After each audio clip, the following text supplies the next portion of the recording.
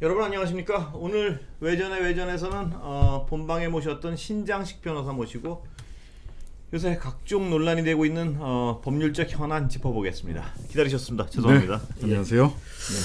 그 대장동 사태 지금 네. 아까도 본방에서 잠깐 말씀하셨지만 네, 네. 자금의 흐름에 대한 어떤 그게 안 나오고 있는 것 같습니다. 네, 그거 안 나오고 있습니다. 예. 이게 진짜 두 가지 가능성인데 하나는 진짜 못 찾고 있다. 예. 본방에서도 말씀드렸다시피 하나는 아주 너무나도 철저히 수사 정보를 예. 잘 유지하고 있다. 후자였으면 좋겠는데 전자일 가능성이 더 많은 거 아닌가라는 걱정이 들어서. 그러니까 이게 어떤 전자일 가능성이 많다는 거는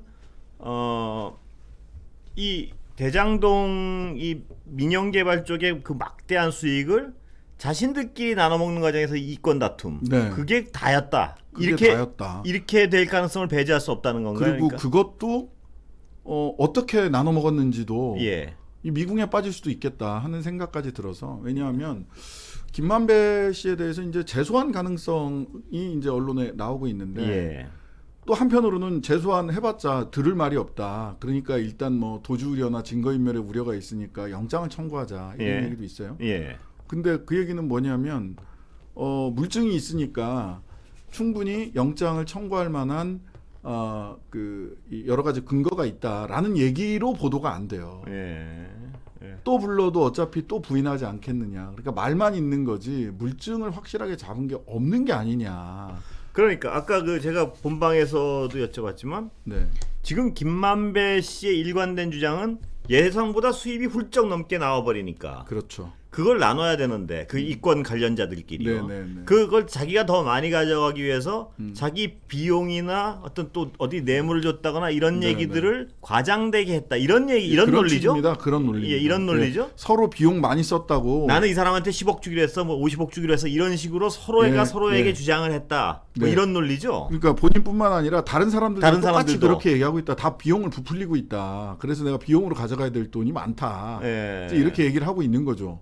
그러니까 예. 이제 본인도 그렇게 뻔히 알기 때문에 예. 정영학 씨, 그 정영학 회계사 녹취록에도 내가 일부러 그랬다. 쟤네들이 그 녹취하는 거 뻔히 아니까 일부러 그랬다. 이제 이런 취지로 얘기를 하는 나중에 거죠. 어떤 그 비용의 근거로 삼기 위해서 네. 나는 이렇게 많이 썼다는 얘기를 하기 위해서 그랬다, 이 주장이죠. 예, 그러니까? 그런 주장입니다. 예. 근데 거기 이제 아직까지 실체가 지금껏 실체가 들어간 부분도 있지 않습니까? 뭐냐면 곽상도 의원 아들 50억. 그건 실체가 드러났고요. 예, 드러났죠. 근데 보도에 따르면 그 시의회 의장과 의원들에게 몇십억씩 흘러 들어갔다, 이런 보도가 있는데 네, 이거는 네. 아까도 말씀드렸지만 아직까지 아직 확인된 뭐, 건 아니고요. 예, 손에 잡히진 않습니다.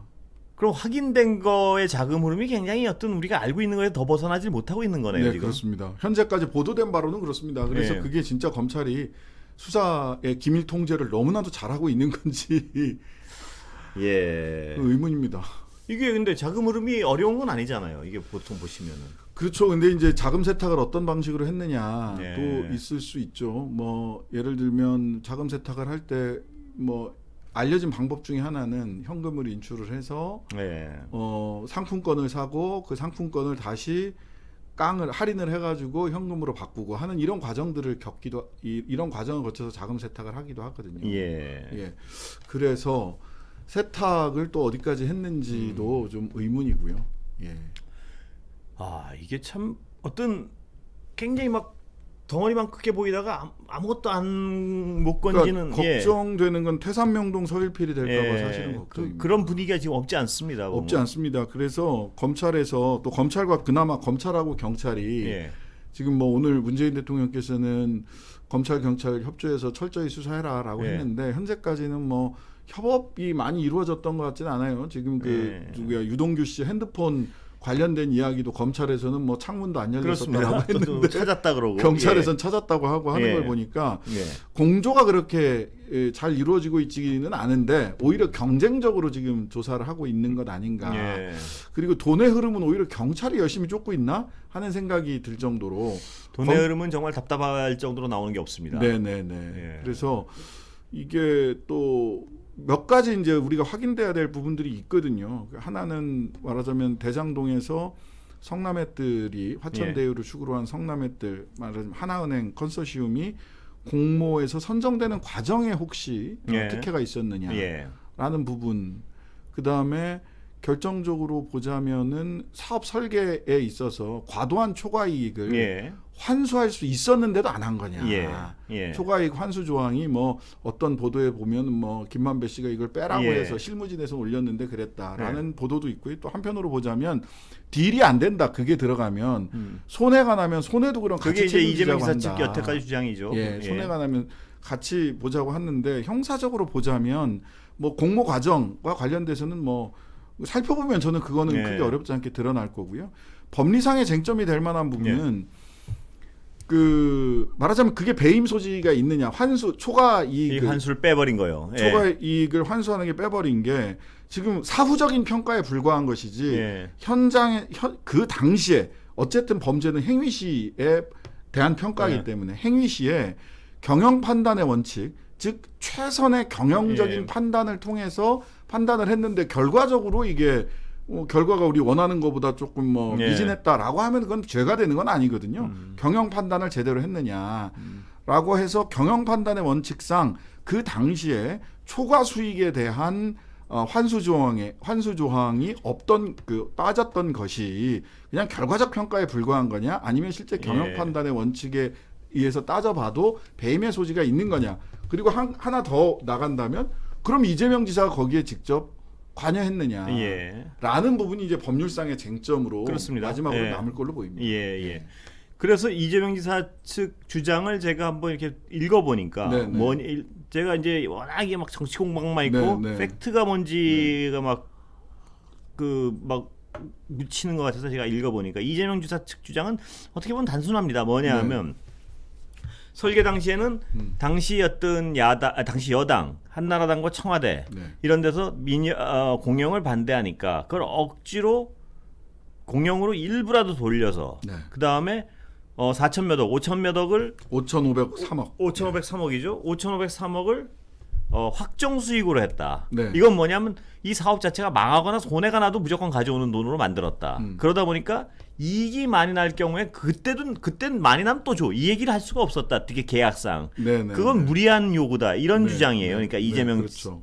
그 지사 측 주장은. 그렇죠. 그리고 이 업체를 공모할 때 어떤 특정 성남시에 유리한 기준을 제시해 가지고 거기에 어떤 입찰하는 업체들을 높은 점수 순으로 했기 때문에 거기도 뭐 아무런 공무원들이 장난칠 어떤 공간이 거의 없었다. 이게 이재명 지사 측 주장이에요. 그러니까 이제 들여다볼 부분은 뭐냐면은 이재명 지사 측 주장이 맞는지, 만약 유동규 전 본부장이 비리를 저질렀다면 그 시점이 언제인지를 들여다봐야 되고요. 그렇습니다. 그러니까 유동규 본부장, 그 이재명 지사 측 그 이야기 검증은 그렇게 저는 어려울 것 같지 않거든요. 근데 첫 번째 추정해 볼 수 있는 것은 만약 입찰 과정에서 비리가 있잖아요. 그러면은 경쟁자들이 가만히 있지 않습니다. 저도 그런 소송을 많이 그렇겠죠. 해봤거든요. 그거는 만약 막대한 이익이 나는 거를 했는데 이상하게 저 말도 안 되는 업체가 됐다. 이러면 경쟁자들이 그럼 뭐 입찰 무효, 가처분 하고 뭐 재입찰해야 된다 이런 거를 전부 다 행정소송이나 민사소송을 통해서 다투게 돼 있습니다. 행정소송을 통해서 기본적으로 다투게 돼 있거든요. 저도 그런 소송을 해봤고요. 입찰에 문제가 있었다? 모르겠습니다. 뭐 그 정도도 그 경쟁 업체들도 다 대형 은행들이나 메리츠증권을 끼고 들어온 업체들인데 그 업체들도 전혀 눈치 못 채게 특혜를 줬다. 공모 선정 과정에서. 그랬다면 모를까. 당시에는 드러난 일은 저는 없었을 거라고 생각이 돼요. 이거는 뭐 기본적으로 다른 업체들이 가만히 두질 않습니다. 상식적 추론에서 그렇단 말씀이죠. 상식적 추론. 이제 그 상식을 뛰어넘는 어떤 음모가 있었더라면 모르겠습니다. 첫 번째는 그렇고요. 그 다음에는 이제 저는 이 경영 판단의 원칙이라는 것이 경영자들이 경영을 하는 사람들이 항상 선택을 하나의 기준이 되거든요. 왜냐하면 안 그러면 결과적으로 평가했을 때 회사에 손해를 끼치는 경영자들이 자칫하면 전부 배임으로 들어가게 돼 있습니다. 그래서 경영 판단의 원칙이라고 하는 것이 들어가 있는 거거든요. 그래서 당시 시점에서 경영 판단의 원칙상 유동규 본부장이나 그 성남 도시개발공사 사장, 그다음 그런 판단을 제대로 했느냐라는 게 이제 가려져야 되는데 저는 이것도 뭐 그닥 아주 어려운 것은 아닐 수 있겠다라는 생각이 들고요. 그 다음에 이제 이재명 지사와의 그 연관관계, 공범이나 지시 또는 묵시적 예. 방조의 관계가 있었느냐. 요 단계를 저는 차근차근 밟아가면 된다. 그건 명확히 수사가 어떤 가능할 부분인 것 같은데. 예, 그러니까. 저는 예. 그래서 가부 여부를 분명히 확인을 해야지 이 어떤 네. 이 대선 앞두고 이게 정리가 될 것이지 이걸 모호하게 만들 부분은 절대 아닌 것 같아요. 예, 그런 면에서 청와대에서도 예. 빠르게 정리를 사실관계를 하자. 빨리 정리를 해야 될 예. 것 같습니다. 사법기관이, 사실관계를 빠르게 수사기관이. 정리하자라고 이렇게 되고요. 그다음에 이제 돈의 흐름 이제 예. 요게 이제 그렇죠. 하나의 축이고 하나의 축이죠. 축이죠. 예. 예. 그다음에 이제 돈의 흐름을 놓고 보자면 저는 그 갑자기 사라진 예. SK 관련된 이야기 예. 이거 하나 봐야 될 것 같고 그다음에 이 전체 히스토리를 봤을 때 또 하나 이제 돈의 흐름과 관련해서 SK를 말씀하셨으니까 네네. 그쪽에서 돈이 나왔다는 건 확인된 건가요? 분명하죠. 예. 예. 분명하죠. 그 돈의 의도에 대한 해석 때문에 그렇죠. 지금 그렇습니다. 그런 거죠. 예, 그게 예, 정상적인 투자였는지 어떤 건지. 예, 아니면 무슨 다른 어떤 뭐 예. 그게 있었는지 어떤 정치적 정상적인 목적을 투자였는지 가진 어떤 거냐. 어떤 의도가 있는 돈이었는지 목적성이 예. 있는 돈이었는지. 마침 시기가 이렇게 여러 가지로 최태원 회장이 구속 수감돼 있었던 시기 뭐 이런 거와 이제 맞아떨어지는 부분들이 있어서 예. 마침 그런 부분들이 있어가지고 그리고 등장인물들이 박근혜 정부 때에 굉장히 유력한 등장인물들이 있단 말이죠. 곽상도 정무수석 박근혜 정부 시절에 예. 최재경 정무수석 이런 분들이 등장을 하잖아요. 예. 그래서 이제 그다음에 원유철 당시 대표 미래통합당 전 대표 그래서 미래통합당이 아니라 그 돈의 의도를 상식적 수준에서는 추론할 수 있다. 이 얘기까지 나온 거죠, 지금. 그런 얘기들이 이제 나오고 있는 거죠. 예. 그 다음에 하나는 그 돈이 이 히스토리를 쭉 보면 지금 최근에 이제 뉴스버스에서 그 굉장히 공을 들여서 취재를 했던데 예. 말하자면 왜 도대체 그 전직 그 고위 검사들이 예. 곽상도 뭐 민정수석 뭐 이런 분들 예, 말이죠. 그다음에 예. 최재경, 예. 박영수, 윤석열 총장의 아버지, 김만배 씨 누나 예. 이런 분들이 왜 등장을 하느냐에 대해서 한편으로 궁금증이 있는 거거든요. 그렇습니다. 예. 근데 이 사람들이 동시에 등장하는 사건이 하나가 있죠. 부산저축은행 말씀이신가요? 부산저축은행 예. 건이 예. 그쪽으로 넘어가면 이분들이 다 등장을 해요. 거기서 다 이 인맥이 예. 그게 2009년, 2010년에 부산저축은행에서 C7이라는 곳이 대장동에 종잣돈 지주 작업을 하기 위한 계약금을 지급하기 위해서 이게 브릿지 예. 자금이라고 하는데 1,800억 원 정도를 예. 부산저축은행을 비롯해서 11개 저축은행으로부터 돈을 빌립니다. 예. 돈을 빌려서 근데 이제 부산저축은행이 이때 부산저축은행 사태라고 해서 저축은행 사태라고 해서 우리나라 그 국민들 돈이 한 27조 원 가까이 들어갔던 저축은행 줄도산 사태가 벌어지면서 예. 부실 대출이라든지 뇌물이라든지 이런 거에 엄청난 관련된 피해들을 서민들이 봤죠. 그때. 예. 엄청난 수사가 벌어지는데 하필 요 건만 부산저축은행을 중심으로 해서 대장동의 민간 개발 사업에 대출해천 1,800억 원. 예. 여기 보면 뭐 수수료로 10억 3천만 원이 오고 가고 또 큰 돈들이 오고 가는 예. 얘기들이 있단 말이죠. 근데 요 부분이 쏙 빠져요.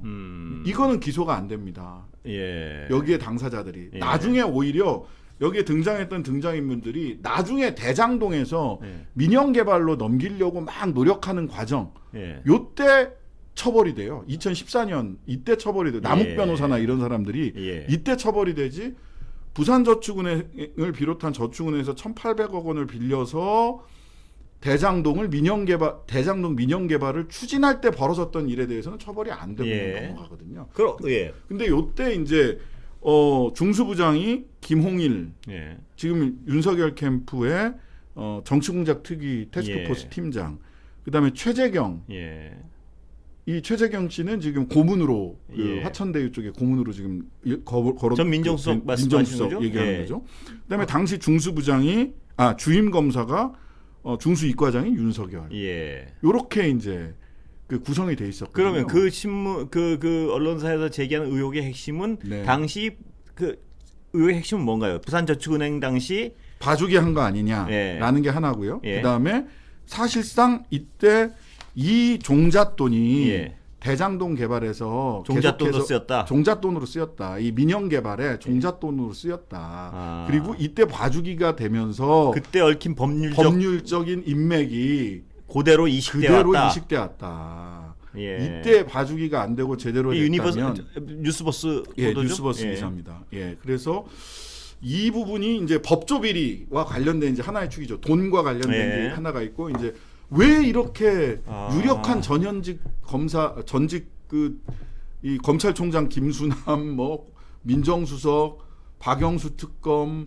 윤석열 누나는 왜 거기서 등장을 하시는지 예. 김만배 누나가 윤석열 총장의 아버님은 왜 거기서 등장을 하는지라고 하는 것들이 소위 법조 카르텔 그 부동산 개발 예. 그다음에 법조 카르텔 언론 그다음에 돈 음. 이런 것들이 좀 복합적으로 여기에 예, 부동산 특혜 카르텔 부동산의 이 폭리 예. 카르텔에 이렇게 얽혀져 있는 분명한 건 그 아니냐. 부산저축은행에 관련된 분들이 대거 이쪽에 이름이 등장하는 것 자체는 팩트인 것 같습니다. 팩트입니다. 네, 그리고 그거는 하필이면 그게 부산저축은행에서 빌린 돈이 대장동 개발 사업의 계약금, 지주 작업의 계약금으로 쓰였던 돈이다. 예, 그 돈의 흐름을 파악하는 게 굉장히 이쪽 이권 부분에서는 대단히 중요한 자금의 흐름 대단히 같은데요. 중요한 작업입니다. 그리고 또 그 부분이 이제 여기서 어떻게 돈이 왔다 갔다 했느냐를 파악하는 건 소위 그 법조에서 예. 법조 그 카르텔이 그러면 여기서는 이런 역할을 했다라고 추정을 이제 하고 있는 거죠. 봐주기 예. 했던 거 아니냐라고 뉴스버스에서는 추정을 하고 있는데 그러면 이번에는 무슨 일 했냐를 예, 찾아봐야 되겠죠. 예, 무슨 일일까요? 무슨 일을 했을까요? 무슨 일이 여기서 가능한가요, 도대체? 그게 진짜? 그러니까요. 보통은 아니면 혹시 가상을 한다면 부산저축은행의 그 인맥들을 네. 보험용으로 이렇게 데리고 보험용으로 와서, 예. 했을 수도 있고 사후에 사후 처리용 예, 무슨 사후에 문제가 발생했을 때를 대비해서 아니요. 요때 봐줬던 게 그 예. 즉시 어떤 경제적 보상이 안 갔을 수도 있기 때문에 예. 시간을 예, 어딘가에 예. 파킹을 했다가 그럴 가능성도 배제할 수 없다. 예, 그럴 가능성도 배제할 수 없는 거 아니냐. 예. 그러니까 그게 직접적으로 이런 사건들이 그렇습니다. 그래서 직접적으로 뭐 박영수 특검에게 딸을 취업을 시키고 그 딸에게 무슨 아파트를 분양을 시키고 예. 그 특혜 분양에 그 의혹이 있는 예. 이런 것들이 실은 뭐 부산저축은행 사태 때 빼줬으니까 바로 즉각 주는 게 아니라 자 형님 제가 언젠가는 그럴 수 사례를 있다 하겠습니다. 이거죠. 물론 지금으로서는 추정일 수밖에 추정이지만 없고요. 예. 그래서 사후적인 부분과 장래 이전의 보상 그다음에 장래의 보험 예. 이런 성격이 복합적으로 있을 수 있겠다. 그렇다 보면 그런 거라면 말입니다. 그런 네. 거라면 자금의 흐름은 굉장히 짧고 단순할 수도 있을 것 같습니다. 네, 지금 보면 네, 그 네. 법조 카르텔과 네. 그다음에 여기 어떤 이권 다툼, 예. 그다음에 지금까지 나온 어떤 소수의 거기로 딱 그 어떤 이 민간 업체의 이익 배분이 굉장히 어떤 완결된 좁은 구도에서 흘러 들어갔을 가능성도 배제할 수 사람들 간의 예. 관계에 있어서는 그렇죠. 옆으로 뭐 그래서 누구한테 얼마를 뭐 뇌물로 공여를 예. 했다라든지 이런 거는 곁가지고요. 격가지고 예. 요 지금까지 등장한 등장 인물들이 어떻게 돈을 어떤 명목으로 서로 가져갔느냐 예. 이걸 먼저 그 큰 골조를 확인을 하고 예. 그 다음에 그렇게 가져간 돈이 옆으로 그러면은 그렇습니다. 곁가지로 예. 어떻게 갔는지 이거를 찾아 들어가야 된다는 거죠. 예. 이게 좀 어떤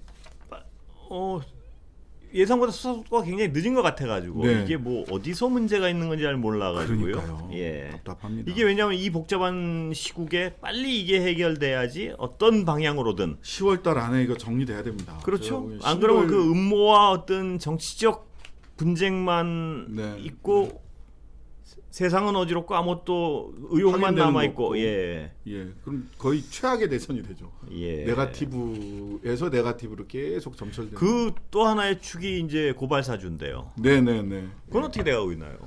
고발 사주권은 지금 고발인들 조사가 지금 쭉 진행이 예. 돼가고 있고요.